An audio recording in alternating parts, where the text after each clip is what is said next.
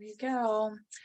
Good afternoon, everybody. I'm going to give you a couple minutes to pop on. We've got quite a presentation for you today. Very excited. Hope your Wednesday is going well. Let's see how we're doing here. Right on. Going to give it a couple seconds here. We've got fabulous presenter today, John Curtis from the retreat. So I'm going to make this short and sweet. For those of you who are new, my name is Christy Weeks, and I am with the Harmony Foundation in Estes Park, Colorado, and I'm their brand and digital media manager. Today's presentation, we're so grateful to have John Curtis with the retreat, as I mentioned a few seconds ago, and he's going to be presenting on a community-based approach to recovery, the retreat model of care. Again, quick little review of Harmony. We're a residential treatment center up on a 43-acre campus in Colorado near the Rocky Mountain National Park. Residential detox, we have an IOP program, we have a strong family program, and a strong alumni program. So here's a couple of bullet points. Most of you have seen this, so bear with me. We've been doing this for over 50 years, and we believe that long-term recovery from alcohol and other drugs is absolutely positive. We have about 70 beds up on campus, like I said, with full medical detox and an IOP program. We are evidence-based in a 12-step program. And if you have any questions about anything that we're doing, you can visit our website at harmonyfoundationinc.com, or you can call our admissions staff. They'll be happy to answer any questions for you. Housekeeping. We got a few things to go over. This is a 1-hour webinar. We do record these, and in order to be able to receive your CEU, I need you to be on for at least 45 minutes of this hour webinar. We do have a system that tracks that time. So if you stay on for that long, which we hope you do, you won't be disappointed. I'll be sending out your certificate by email end of day Friday. If you do not receive anything from me by the end of day Friday, please feel free to reach out. I will be happy to track down your certificate. I end up in your junk email most of the time, so check your junk files. And if you still don't see it, reach out to me. I'll help you out. So today's presenter, John Curtis, he is the CEO of the Community of Recovering People Board of Directors and of the retreat. He has been a member of the CORP board since its inception in 1992 and is one of the principal designers of the retreat model of care. Prior to beginning his employment at the CORP and the retreat in 1998, John was employed by Hazelden Foundation for over 19 years, and what a fabulous reputation they have. So grateful for this. John was the recipient of the Minnesota Association of Resources for Recovery and Chemical Health Lifetime Achievement Award, the Johnston Institute's Lifetime Achievement Award, and AHHAP's Pioneer Award. So grateful he was able to join us. If you're looking for a little bit longer bio on John, I believe there is one on their website. So if you have any questions, you can head over to theretreat.org. And Harmony would just really like to extend our gratitude and thanks to the retreat for your partnership over the years. With that, I'm going to zip it and step out and let John take over because I know he has an awful lot to share with you. You ready, John? Ready to go. Right on. All right, good. Let me see here. Where's PowerPoint? Here we go. There you go. Okay. I was just going to remind everybody real quick before you get started, John, if you have any questions along the way, please enter them in the chat box. I will enable it. I know I have forgotten at this point to enable it for everybody, but enter in the chat box any questions, and I will be sure to get those to John as we go along. Great. Well, thanks everybody, and happy to be here, and special thanks to the Harmony Foundation. It is a fabulous program. We love Harmony, and it's in probably one of the most beautiful spots in our country, Estes Park. So thank you for hosting this. I appreciate it. So today I'm going to talk about several topics. First, the kind of a snapshot of the problem as we see it today with substance use disorder. And then I want to step back to the 1940s and early 50s and talk about the Minnesota model revolution that happened that really helped to set the stage for everything that we do here in the field of addiction treatment around the country and beyond. And then I'm going to talk about the retreat and how and why we formed and some of the unique elements of the retreat. For those of you that are thinking about bagging out after 45 minutes, don't do that, because I have a couple great little short videos, about 1.5 minutes each, that I'd like you to watch at the very end. So, but first I'd like to start with just talking about the problem. Right now, there are over 23 million alcoholics in this country, and about 15 million Americans abuse prescription opioids, depressants, stimulants every year. Somewhere between 88 and 107,000 opioid overdose deaths each year. Fentanyl, of course, has changed the world for all of us, and it has been a deadly addition to the drugs of choice that Americans are choosing right now. 49.6 million smoked marijuana in the last 12 months. That number will surely go up. And frankly, all these numbers, I'm pulling these from SAMHSA and NIDA and different parts of the field, and they will change as time goes on, obviously. About 14.2 million meet the criteria for cannabis use disorder, and 1.5 million Americans use cocaine, and more than 833,000 use crack.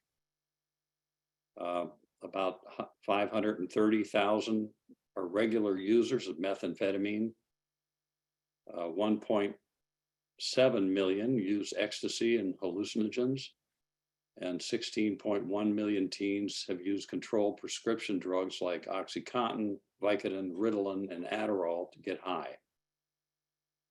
Every year we lose about almost 250,000 Americans in our country.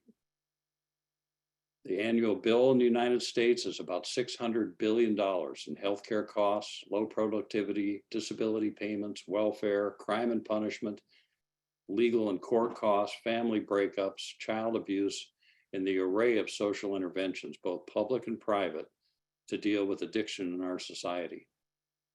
And if you add tobacco-related costs, it's over $1 trillion annually that we're spending in this country for substance use disorder. Our hospitals are overwhelmed with victims of auto accidents, home accidents, liver and kidney disease, HIV and other illnesses, violence related to alcohol and drug abuse. Drug abusers crowd our prisons and our court system. 80% of adult and juvenile inmates incarcerated for felonies are involved in drug or alcohol related offenses or have drug and alcohol related problems. According to the Minnesota Department of Human Services, only 10% of adults and 7% of adolescents who need help receive it. And in 2008, I've been trying to find more recent numbers here, but SAMHSA found that 39% of those not getting help cite the lack of insurance coverage or the inability to afford the high cost of treatment as the primary reason for not getting the help they need. The cost of not treating the 90% of those in need of help is far too detrimental for the good of our country to ignore. And the current system as it is today will not solve the problem. We must find more cost-effective ways to address addiction and promote recovery. Now I want to back up and talk a little bit about the revolution that happened in our country back in the 40s and 50s. During the Governor Youngdahl campaign, 1947 to 50, there was an article that came out in the local paper that became a national story called The Snake Pits in Minnesota. And it was looking at at the treatment of alcoholics in our state hospital system and the horrible treatment that both the psychiatric patients and the alcoholics in our psychiatric system were treated. They were kept in block wards, often mixed with the psychotic patients. Follow-up studies over a 2-year period showed a 60 to 80% death rate in the 1940s. So churches got involved, the communities got involved. It was really a source of embarrassment in the state of Minnesota. And people got together and said, we have to do something different to help the alcoholic and the chemically dependent person in our state. And the idea was to humanize the psychiatric hospitals and the treatment of alcoholism. First, you have to know that back in those days, there was such pessimism, despair, ignorance, and prejudice for most lay people in the United States and the professionals. People had no idea what to do. And there was a lot of moralistic views towards alcoholism and drug dependency. Carl Menninger, in the Journal of Mental Hygiene in 1948, stated, "If I had a young relative, I would sooner have them be a schizophrenic than an alcoholic. At least there's hope for the schizophrenic." So I have to begin by really giving the debt of gratitude that we all owe to the program of Alcoholics Anonymous. Had it not been for AA, much of what we're doing in the field of addiction treatment in our country would not have happened. They are the real pioneers that in our field. So in 1940, Pat Cronin started Alcoholics Anonymous in Minnesota at 2218 First Avenue South in Minneapolis. It was during the Armistice Day blizzard, he and 2 members of AA in Chicago got together and started the first group of Alcoholics Anonymous. In 1948, 8 years later, in a response to what was happening in our state and the embarrassment that was going on with the way alcoholics were being treated, he said, well, let's try something. Let's pull the alcoholics out of the psych hospitals and let's provide kind of an AA retreat where people could go and get out of the burning house of addiction and begin to have a safe, dignified, respectful place to be treated and orient them to the 12 steps of Alcoholics Anonymous. So the first program in the state of Minnesota in 1948 was called Pioneer House. And it was on the grounds of what is now Hazelden. In fact, Hazelden purchased Pioneer House back in the 1980s. So it's just about 15 minutes west of where we are right now in Wayzata, Minnesota. And then in 1949, a group of St. Paul and Minneapolis business leaders got together and said, we want to create something similar to this in Center City, Minnesota. And they purchased the Power Family Farmhouse in Center City. And the Power family's daughter was named Hazel, and they called it Hazel's Den. So Hazelden began in 1949. And then in 1950, Wilmer State Hospital, led by Dr. Dan Anderson and Nelson Bradley, decided to do something revolutionary, which was, open the doors, let the alcoholics roam around the campus. And at that time, it was considered blasphemy. You're going to have chaos on your hands if you do this. And it turned out actually that that did not happen, and a lot of people got well. So these 3 programs, Pioneer, Hazelden, and Wilmer, really started the movement toward what was soon to be called the Minnesota Model of Care. And the key assumptions, and remember, this is back in the 40s and 50s, is that alcoholism did exist and it was an illness. It's an involuntary disability. It becomes autonomous meaning it exists independently and it has unique signs and symptoms. It's not just a symptom of something else. It's a primary, progressive, chronic, fatal illness. It's a multiphasic, multidimensional illness, adaptive impoverishment, meaning that we adapt to lives that no longer work for us physically, psychologically, socially, spiritually. You can't deal with comorbidity issues and ignore the chemicals, and you can't deal with the chemicals and ignore the other issues. It's the burning house analogy that when you have the house on fire, but you have these gasoline-soaked rags stuck in a corner in the room that keep reigniting. You have to deal with all of it. But in order to get to the gasoline-soaked rags, you have to first put out the burning house. It's a no-fault illness. We have to treat the patient and the family with dignity and respect. It turned out that blaming and punishment did not work. The initial motivation for treatment is unrelated to outcomes. And this is a study done back in the 70s at Hazelden, where we started seeing judges referring people for DUIs into treatment. And there was this thought that, people who were committed to treatment would have poorer outcomes than those that came voluntarily. Now, I have to say that most people don't come voluntarily. They come with a size 13 boot print in their rear end, or their family is threatening to leave them if they don't change. But what we found was that there was really no difference in terms of outcome between those that were committed and those that came voluntarily. Alcoholics are motivated to feel better. And the community also denies alcoholism. And alcoholism does not exist. The community says it does, until the community says it does. And education and intervention must begin in the community.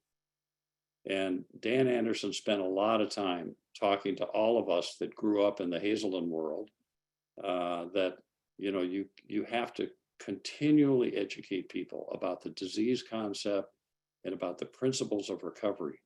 And if we skip a generation, we're going to be in trouble.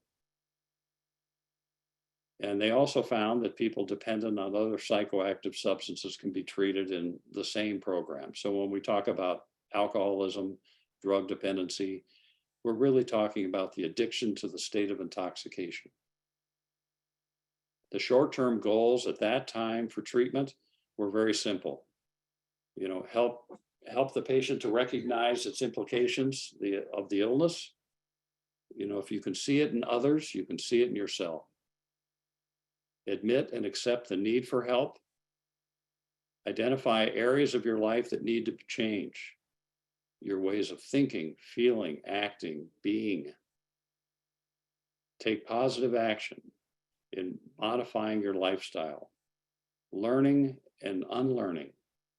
My sponsor likes to tell me that this is a program of a personal reduction program, that we have to strip away a lot of the thinking that we have that blocks us from finding a whole happy life in recovery. The short-term goals were let them know they have a disease. It's not a moral issue. There is a solution. And the solution lies in Alcoholics Anonymous. And then link them to the 12-step recovery community. Long-term goals, which were at that time unthinkable because nobody had any hope for long-term recovery, but the total abstinence was the key to the recovery process. Good physical, social, emotional, and spiritual health. Focus on caring, not curing. Create a warm, friendly, respectful environment. Open the doors and have a total open environment. What they found at Wilmer State Hospital when they finally unlocked the doors and let the alcoholics and addicts move around the campus, that their escape rate went from 26% down to 6%. that people wanted to be there. They wanted to be a part of the recovery process and promote peer group interaction. The group is the direct agent of change, not the counselor. Structure a sequential program of the essential general patient services. So this is a beginning, middle, and end, so that there was a real solid thought about how to structure a program of recovery. Do the assessment work, help them understand the nature of the problem, introduce them to the steps of recovery in Alcoholics Anonymous, and then begin putting together a continuing care plan for them. Hey, John, I got a quick question for you. Sure. So, Paula would like to know, how do you work with individuals who have real God issues and cannot do a 12-step program without feeling triggered by bad memories and experiences in the church? Well, I have to say, we have a lot of people like that come into the retreat, and they come into the rooms of Alcoholics Anonymous. You know, in fact, most people that I see that come into the rooms have challenges with organized religion, and so I think the message that we convey to people is that it's a spiritual process. And when we talk about spiritual, we're talking about the intimacy, allowing people to be vulnerable, so that's really what it's about. The road is a very wide road. That we have people from all walks of life that come in and out of the rooms of Alcoholics Anonymous. That you know that it works fine for. So. It's just a language Yeah. And I will say that, you know, there are many paths. And in this presentation, I'm talking about one particular path to recovery. Mhm. And we honor all the paths, and we promote, you know, whatever works for people. So, you know, what we're trying to describe here, what I'm trying to talk about is, you know, the thinking that went on back in the early days of the development of the Minnesota model of recovery. Right. Perfect. Thank you.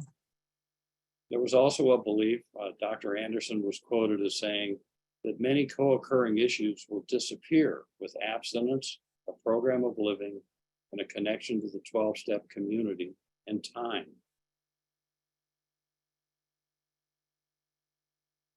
The Minnesota model is not just treatment, it's the full continuum of care. So it involves prevention, assessment, referrals, outpatient treatment, detox centers, primary residential treatment, extended care programs, halfway houses, continuing care programs, family programs, sober living. All of these are necessary components to the Minnesota model of care.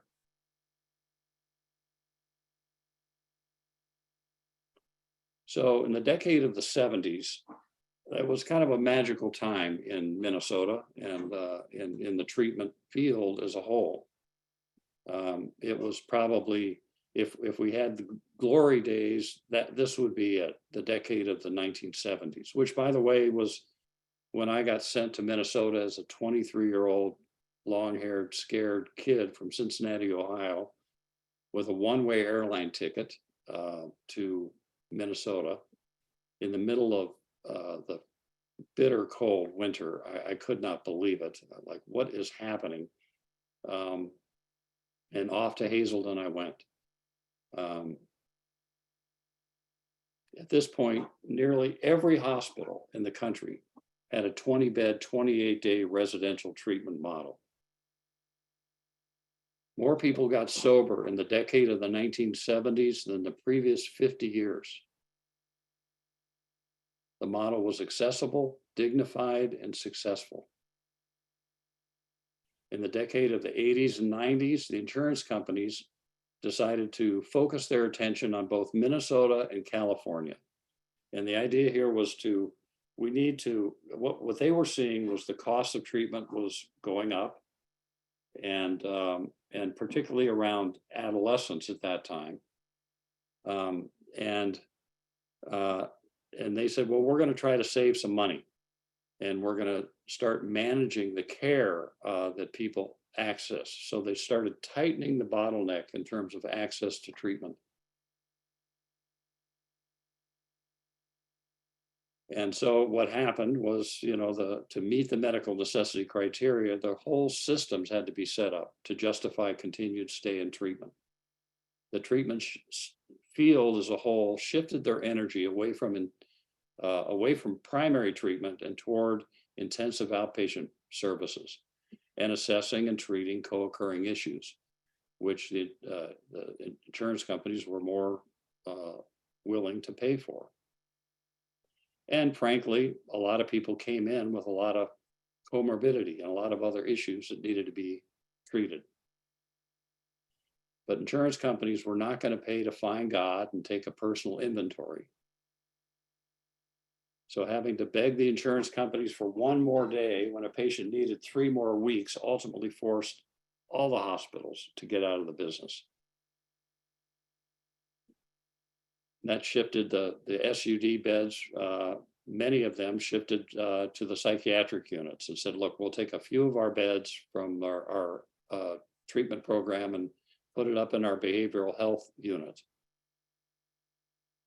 So at that point in the 80s and early 90s, particularly the 90s, hundreds of treatment centers closed in America. The unintended consequence was that the focus on 12-step recovery and abstinence began to diminish as the field progressed in this direction. From the 1970s to the 90s, primary level beds in the United States were significantly reduced. At one point in the 90s, Minnesota went from being the mecca of treatment, the land of 10,000 treatment centers, to 48th on the list of access to residential treatment. Now that has changed, and obviously we have many programs now, and lots of focus on outpatient and outpatient matched with sober living and those types of models. So a lot of creative energy has gone into addressing that issue, and Minnesota's kind of back in the area of providing, robust treatment. But the insurance companies, and I remember giving a talk in New York about this to a group of insurance providers, that, if you provide the right care, quality treatment to a person, their healthcare dollars will drop by 50% over a 5-year period. And also their family's healthcare dollar usage will drop by 50% over a 5-year period. And this insurance executive pulled me aside and he says, John, you don't get it. And I said, well, what don't I get? He said that most people are in our plan 2.3 years. So we don't see the long-term benefits. We're just paying the upfront cost. And of course, my response is, over the long haul, we'll have a much healthier society if everyone provides the right care at the right time for people. Otherwise, we're going to shift all of our costs to the healthcare system and the criminal justice system, where we pay tenfold over and over again. The number of people needing help in our country continues to increase year after year. What we were seeing back in the 90s is the cost of treatment was skyrocketing, access to treatment was diminishing, and outcomes were starting to diminish. So this formed kind of a moment in time where, at this point, I was, as we mentioned, I spent nearly 20 years at Hazelden. I started as a counselor and worked my way into a unit supervisor position. Then I became an executive director and eventually became the vice president of Hazelden's National Continuum. And my job was helping set up Hazelden's around the country in New York, Chicago, some of Florida. So I was, definitely very active in the national scene in the addiction field at that time. In 1991, the Johnson Institute convened a think tank down in Captiva Island, Florida. And the theme was, where are alcoholics going to get help in the future? Now, the Johnson Institute wrote the book, I'll Quit Tomorrow. So it was, their reputation was really a convener of professionals that could, form think tanks to address issues that were happening in the addiction field. But really, their initial move was to, address early intervention. And thanks to the Johnson Institute, a lot of energy went into, helping people get help earlier on in their life. That you didn't have to burn through, 2/3 of your life to finally get help. And because of that, this movement in the 70s of young people getting into recovery, it was a revolution and an exciting time to get sober. When I came to Minnesota, I remember calling home and saying to my mom, everyone in Minnesota is in recovery. It was a profound experience. So the Johnson Institute invited 50 professionals from across the country, addiction professionals, researchers, criminal justice, and spent, a 3-day session talking through what are the challenges. We could see the writing on the wall that insurance companies are going to make it much more difficult to access the full continuum of recovery services. And so what could we do to help address some of these issues? Now, I represented Hazelden at that meeting, and Damian McElrath also represented Hazelden. And I met Dr. George Mann there. George founded St. Mary's Treatment Center in Minneapolis. And it was really the first hospital-based 12-step Minnesota model treatment program in Minnesota. And it started in the 60s. And George was the medical director and the founder of St. Mary's Treatment. And I had known George for a long time. Of course, I was running around Hazelden at this time, telling everyone I could talk to, we have to simplify the process somehow. We have to find a way to, I have counselors sitting in their office 60% of their time documenting in medical records. The patients are complaining they're not seeing their counselor enough. We've created this machine that we have to find a way to simplify. We could see the cost was going up, access going down, and outcomes were starting to diminish. And Dr. Mann was having the same concerns at St. Mary's. So he and I spent a lot of time together talking in Captiva. And from that, we came back and started a group called the Community of Recovering People. And this was kind of to continue this process of thinking through what can we do to make recovery more accessible and affordable. So we brought in medical directors from various treatment centers around the state of Minnesota, particularly the metro area, Twin Cities, addiction professionals, business leaders, longtime recovering men and women. We met once a month at the Basilica at St. Mary's over here, just in downtown Minneapolis, for 7 years. That's a lot of thinking, and I have to say it was a time-consuming, sometimes frustrating process. But we met with researchers. We had social model movement people from California come out and meet with us. We met with the leadership of High Watch Farm. High Watch Farm was a program that Bill W. and Marty Mann started in 1939. And this was at a time when Bill wanted to create these AA centers around the country and make thousands of dollars. And Rockefeller and others said, we're not going to give money to AA, you'll ruin it. So Bill decided with Marty Mann to start a center for the High Watch. And that's a place where people could go and study the Big Book. The Big Book had just been written. And it was a time to kind of give people time away from the burning house to talk about recovery and the steps. And then we also spent a lot of time with Dr. Anderson, Gordy Grimm, and Harry Swift. Those are the three that were really instrumental in creating the Minnesota model of treatment. And then we met with many recovering people from the community and talked to them about what worked in their lives. We interviewed 50 people that had 10 years or more sobriety. And we had a luncheon and basically invited a group of people and said, tell us, how did you do it? How did you get 10 years of sobriety?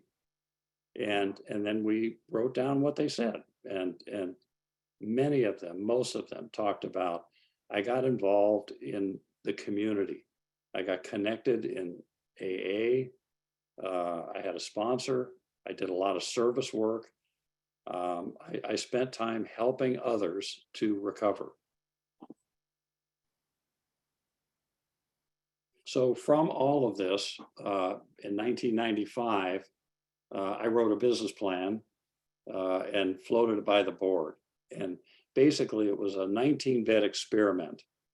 You know, could we create a model that looked like some of the early models of recovery that were more recovery retreats?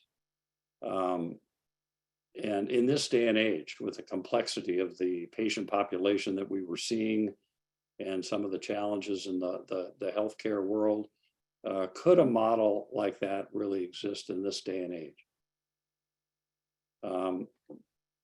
But we all rallied around it and we said, well, let's try it. Let's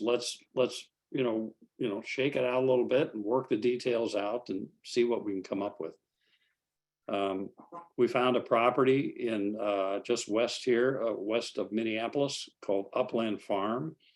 It was where the Pillsburys and the Gale families had their home, or they had their home and horses and 172 acres of land in an 8,000 square foot brick mansion with a horse stable and just a gorgeous property. And one of our board members purchased the entire property and leased us the mansion and the 5.5 acres of the property to test this model that I called the retreat. When I wrote the plan at 2 a.m, I was coming up with a filler name to put in the document, and called it the retreat, and that name stuck. So in 1998, in April, well, actually the end of 97, the board approached me and said, do you believe in this model enough to leave your cushy job at Hazelden to make it happen? And I did a lot of praying and eventually said, yes, of course I do. I wrote the plan. I believe in it. I think it is the right thing to try and see if we can create something new. So the goal was to make recovery accessible and affordable. We wanted to have lower cost, improve access, and improve outcomes. We wanted to return to a simpler, more basic approach to helping people recover. We wanted to focus on the spirituality and the 12 steps.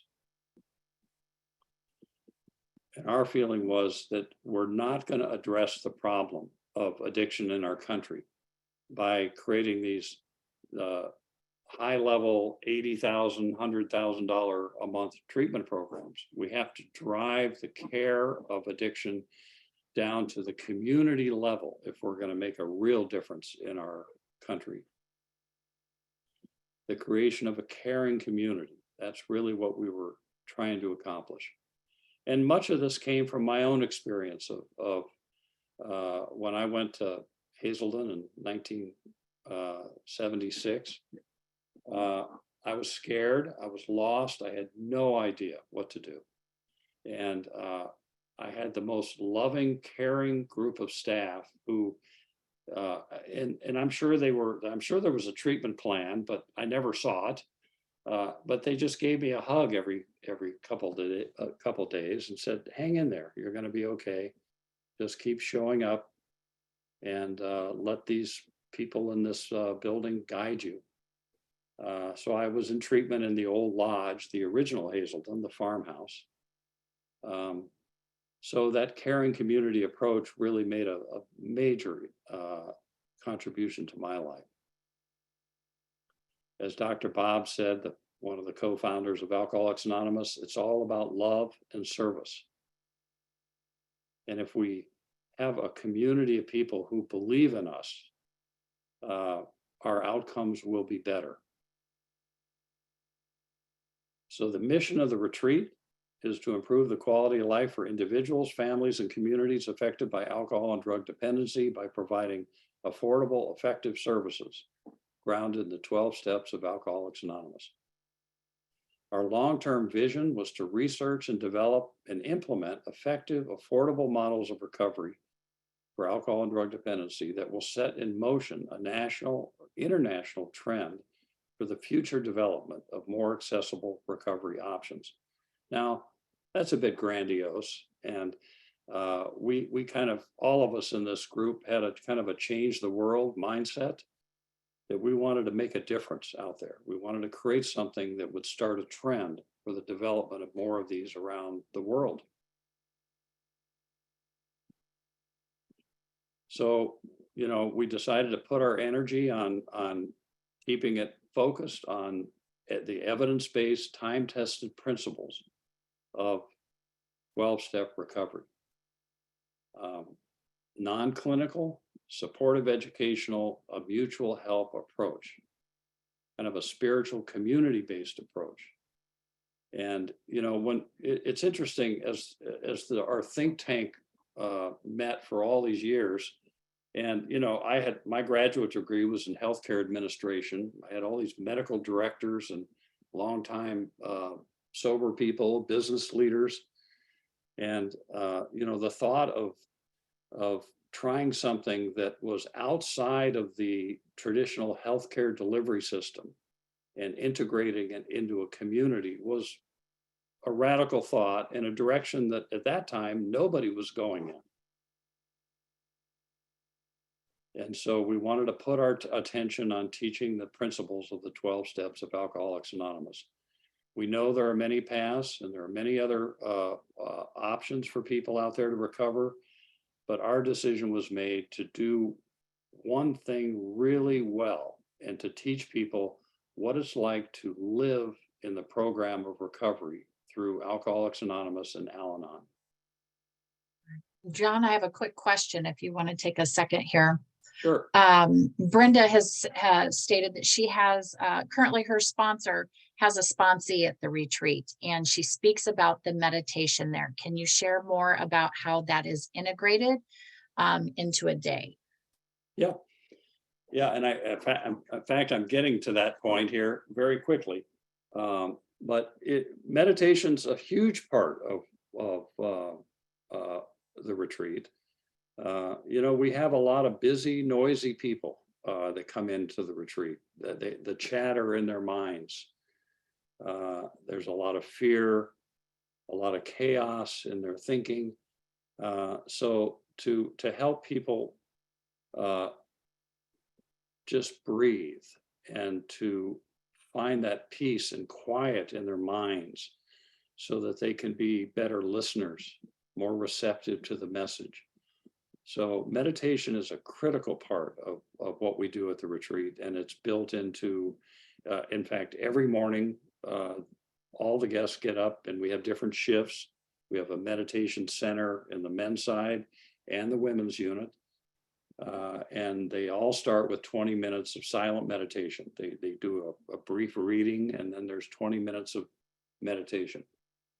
And I have to say, at that time in early recovery, 20 minutes is a long time. So it is an important part of what we do. But when we started the retreat, there were just 4 employees. In fact, when I left Hazelton and drove my pickup truck over to the Upland Farm property, I was the only employee in an empty building with no furniture. And I'm like, oh my God, where are my people? What am I going to do? But we had a plan, we had a vision. And we had an amazing board of directors who were such amazing believers in what we were trying to accomplish.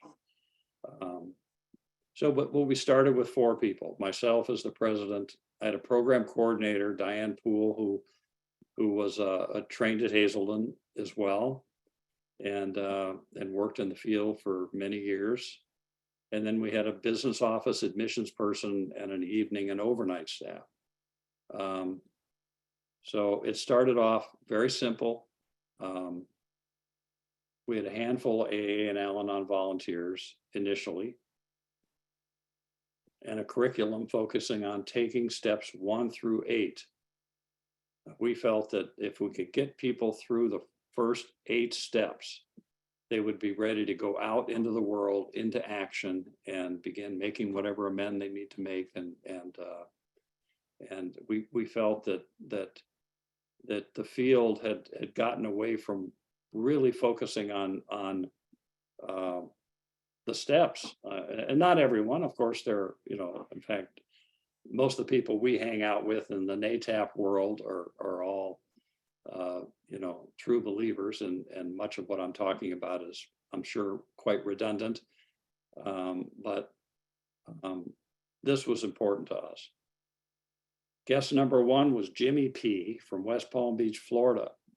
And Jimmy was, turned out I was his counselor 16 years earlier at Hazelden, and he was in need of help. And so we had our 4 staff and Jimmy and our volunteers all go through the program together. It was about a week and a half later that guest number 2 came in, a woman who was a flight attendant. And after that point, things started taking off pretty quick. In fact, we were staffed, furnished, and operating in the black in 5 months. So it took us about 5 months to fill the retreat up and to get things to where we wanted them to be. All guests are screened before they come into the retreat, primarily because this is not for everybody. We're designing a model that is a supportive, educational, mutual help approach to helping people recover. And there are many people who will call us. In fact, probably 20 to 30% of the people who call us, we refer on to a higher level of care, a more clinical treatment model. But we do kind of a mini biopsychosocial assessment on the phone with people when they call. And if they are found to be appropriate to come to the retreat, then we redo that when they arrive, because a lot of people will tell you things on the phone that you find face to face might be a little different. No surprise to the group here. And then we watch people closely for the first week to see how they're participating in this community-based mutual help approach. But the goal here is to provide a safe and dignified environment. We want people to feel dignity when they're here at the retreat. We want them to feel cared about. We want to focus on the problem and the solution, and with an emphasis on the solution. In fact, 80% of the people who come to the retreat have had 1 to 5 previous treatments. So we're getting people who are smart, they know all the words, they can't hear the music, but they know the words. And we're here to teach them the music and show them how to find joy and recovery. And of course, again, the 12 steps are kind of the focus of what we do here. We have a whole network of psychiatrists, therapists, detox centers that work in conjunction with the retreat. So if somebody does have an issue that needs to be addressed, a co-occurring issue, we can get them connected with a therapist or a psychiatrist, and with now telehealth, there's It's very easy, and so some will have a parallel path while they're here at the retreat, getting some of the clinical services they may need.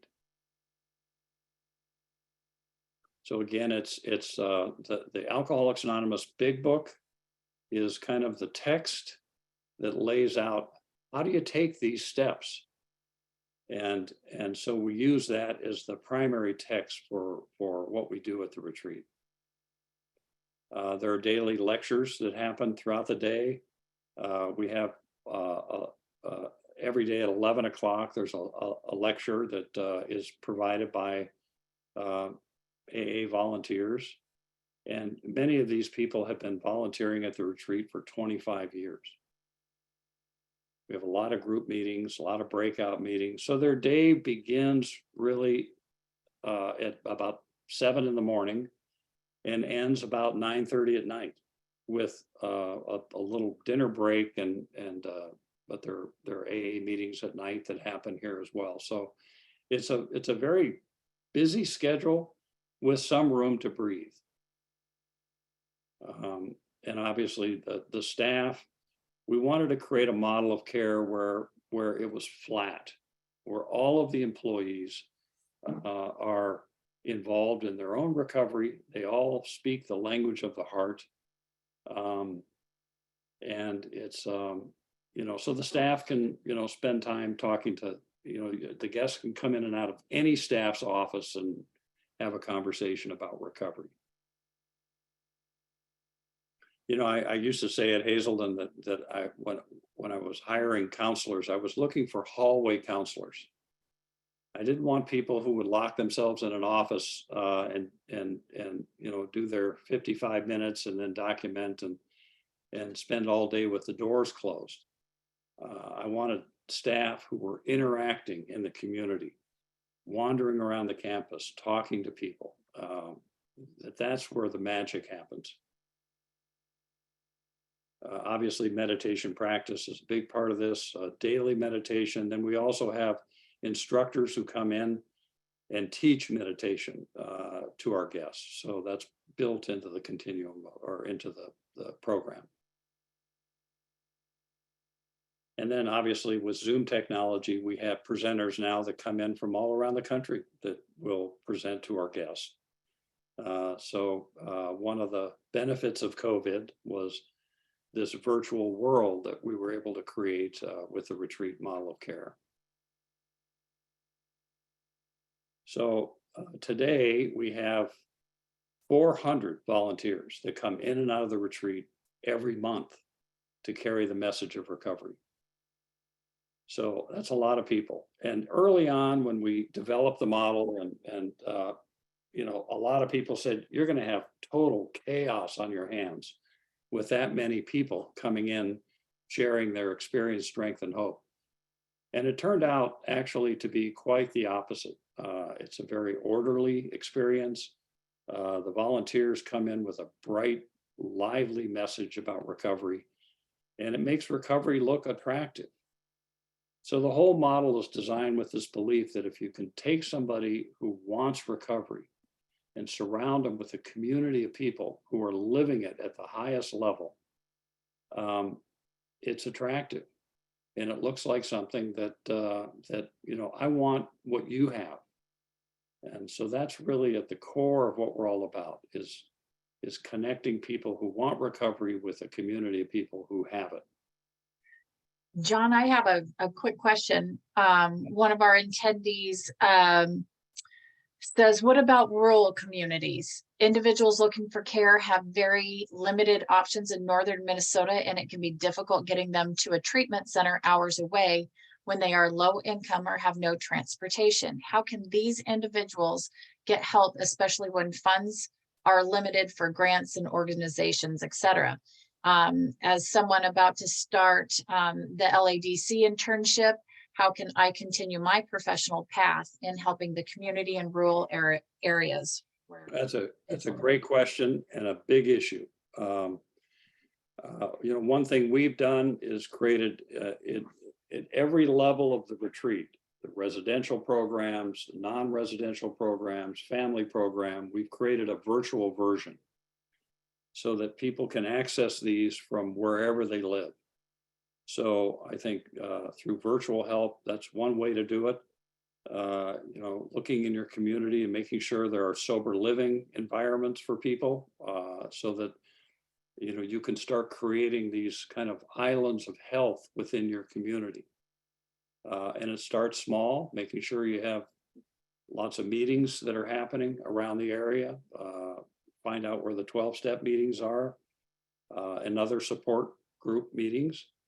And sober housing is a big part, which we're also very active in terms of creating more sober homes around the country. Thank you. So I want to move on to some of this I've already talked about. So obviously we serve people 18 and over. They must know they have the problem and be motivated for change. So it's, if somebody calls us and says, I'm not really sure what my problem is, and I have a lot of psych issues that have not been addressed, well, you need treatment. You need the full biopsychosocial assessment and the treatment experience. And the retreat may be the place to go after that experience to integrate you into the 12-step recovery community.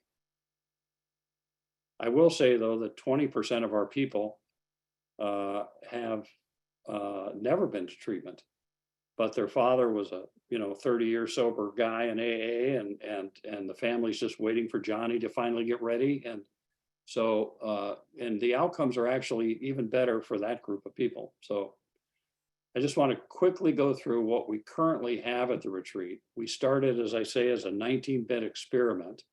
Now we have 171 beds and programs all across the continuum of care. A 30-day residential program for men and women, non-residential programs in both Wayzata and St. Paul, virtual retreat programs, older adult day programs for 60, actually 55 plus, we call it.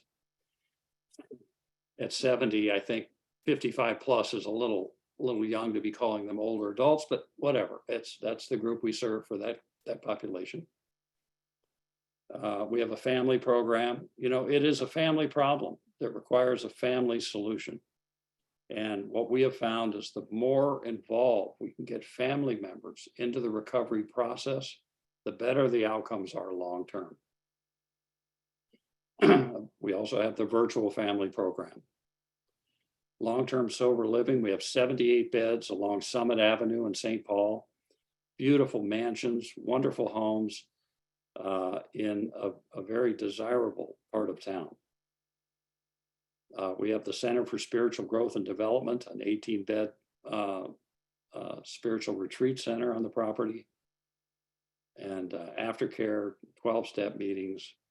And we just started the retreat coaching program to provide a little more hand-holding for people when they get out.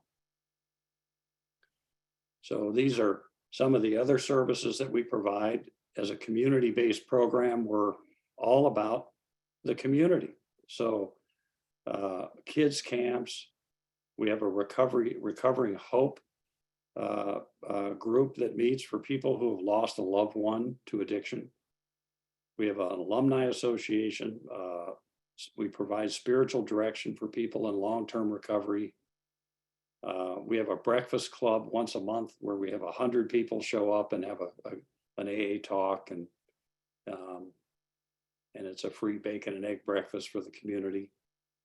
We have a women in recovery program that is a speaker series for women in recovery. So 100 people can show up and hear a speaker that is talking directly to women's issues in recovery. We have weekly meditation groups that happen on the campus. We have the retreat adventures where we take them on ski trips in Breckenridge or camping in the Boundary Waters. And there are 500 people that play sober softball every Friday night through the summer and fall. We have, sober hockey, dodgeball, pickleball, basketball, sailing. So a lot of activities that are going on. And of course, we have 88 AA and Al-Anon groups that bring meetings to the retreat every month. And then the retreat created myrecovery.com, which is kind of a comprehensive online recovery resource for people who need to go to a meeting, and it's free. It doesn't cost anything, so you can go on there and be a part of a meeting throughout the day. And these are the things our volunteers do. Again, the volunteers kind of run the place. The staff's job are to serve as guardrails, to make sure that the people are here are right to be here. So to date, we've served 30,000 people from around the world at the retreat. 50% come from outside of Minnesota, 60% are men, 40% women. The average age is 38. And 80% have been to 1 to 5 previous treatments, 20 never been to treatment, and 86 have had some college background. 60% are employed. About half our people have a co-occurring issue that is being treated. And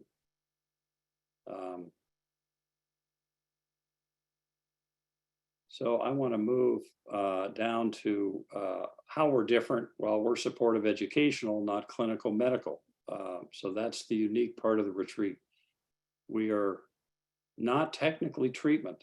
We're a supportive educational mutual help community-based model of care. It's $6,900 for a 30-day stay at the retreat. Our sober houses are $600 to $800 a month, depending on the house.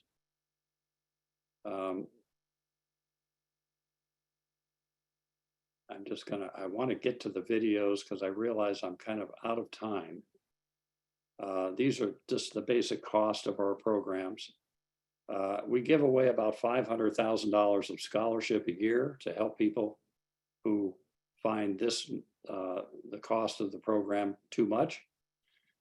So we offer scholarship to probably 30+% of the people that we serve receive some scholarship help. So we've done outcome studies for the retreat for 16 years from an independent research firm. And we've shown that 54% of the people who go to the retreat will be continuously sober for the first year. 90% report improved overall quality of life, both at the 6 and 12-month post-retreat. And 34% of those who do relapse find that they use less. And we're just now, this last year, just now this year, started a research project with Dr. John Kelly from Harvard, Mass General. It's a 3-year outcome study for the retreat model of care. So I'm gonna move on past this, excuse me, and show a brief video of the campus so you can get a sense of what the retreat looks like.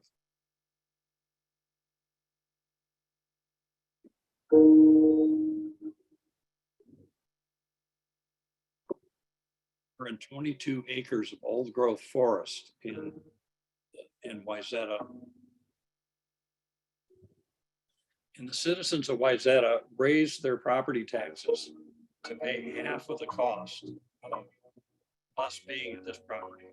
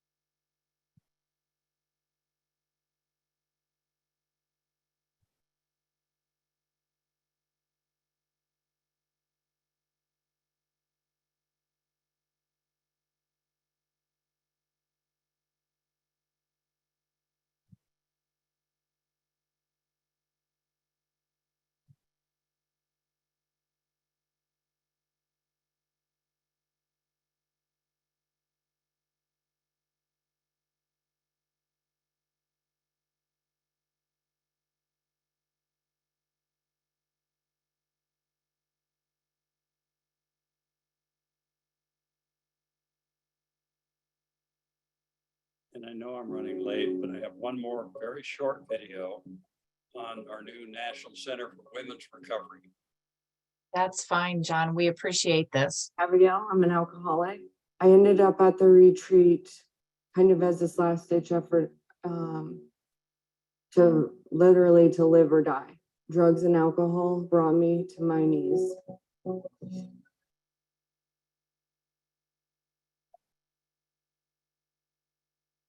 We created the Retreat Women's Center as a response to the unmet need of women who suffer from the disease of alcoholism and addiction.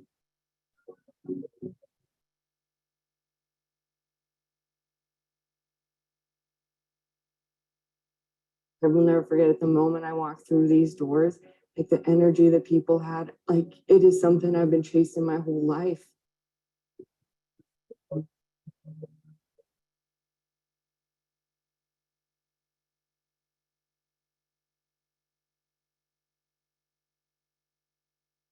We had an established program of recovery here that we know works and was financially accessible to many people who would not otherwise be able to get help.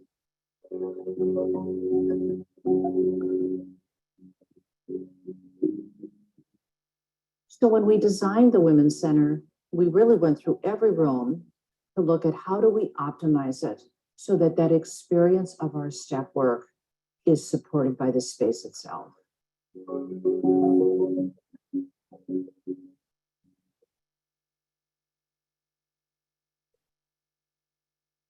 And essentially what I learned at the retreat was taking all of these tools and all these relationships, and they are just applied everywhere in my life. It all started right here.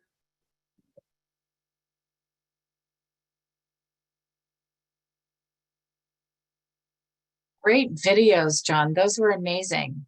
Wow, thank you. Thank you. I'll let you go ahead and wrap up whatever you have. Well, that's it. That's I'm it. done. You know, feel free if anybody has any questions anytime, you can certainly visit our website at theretreat.org or call the retreat at 952-476-0566. And we're happy to help answer any questions you may have. Perfect. And I'll include that contact information in the emails that I send out on Friday with the certificates. John, I want to say thank you so much for this. This was a really interesting presentation. There was a lot of information that I hadn't processed before, and I'm so grateful for you taking the time to do this for us today. If anybody has any questions, again, the contact information will be in the email with the certificates. I've got my little chat box over here is just going off with a whole bunch of thank yous and thank you for sharing and being here today, John. We look forward to working with you again. If anybody needs to get a hold of me, you can get a hold of me at cweeks@harmonyfoundationinc.com. Be happy to answer any questions you have there regarding certificates, survey, all that kind of stuff. But again, it's coming your way by the end of day Friday. And we look forward to seeing you next month in May. Keep an eye out for that email. It will be coming to you shortly. So we hope you guys have a wonderful day and talk soon. All right. Thank you. Thanks, John.